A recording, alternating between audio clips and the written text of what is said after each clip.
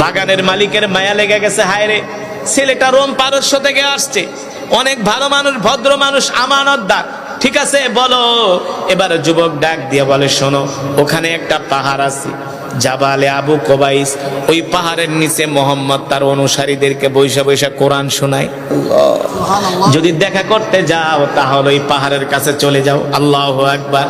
সালমান ফার্সি বলে, এই কথা শোনার পরে আমি এত কষ্ট কইরা রোম পারস্য থেকে সফর কইরা আসছি, আমি আমার সব দুঃখ ভুলে গেছি।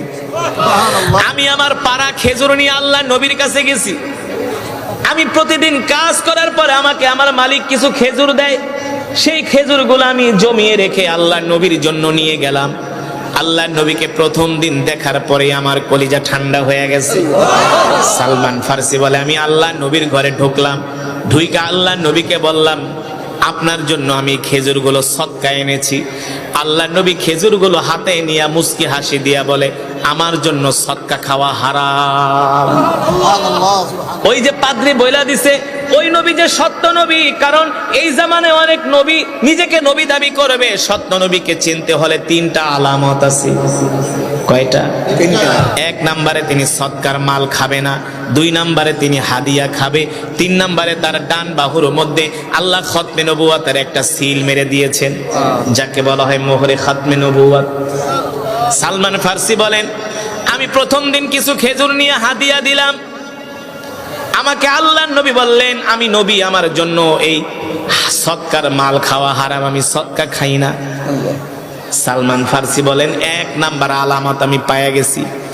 আবার 3 দিন পরে আমি আল্লাহর নবীর জন্য কিছু খেজুর নিয়ে গেলাম, যে বললাম, ওগো নবীজি, আমি আপনার জন্য এই খেজুরগুলো হাদিয়া এনেছি। সুবহানাল্লাহ বলেন, কি এনেছি? আরো জোরে বলেন, হাদিয়া। 2 নম্বরে আমি আপনার জন্য এই খেজুরগুলো হাদিয়া এনেছি।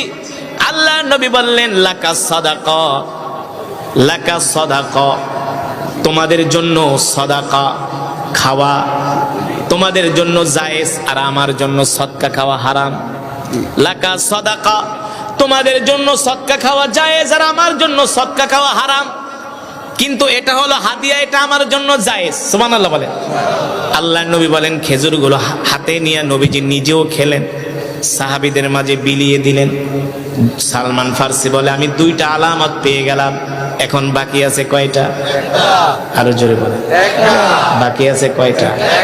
সালমান ফার্সি বলে, এবার আমার আর একটা আলামত বাকি আছে, কিন্তু এই আলামতটা তো আমি দেখতে পারবো না, নবীজি তো জামা পরা, তার শরীর মোবারকের মধ্যে আল্লাহ তাআলা মোহরে খতমে নবুয়তের একটা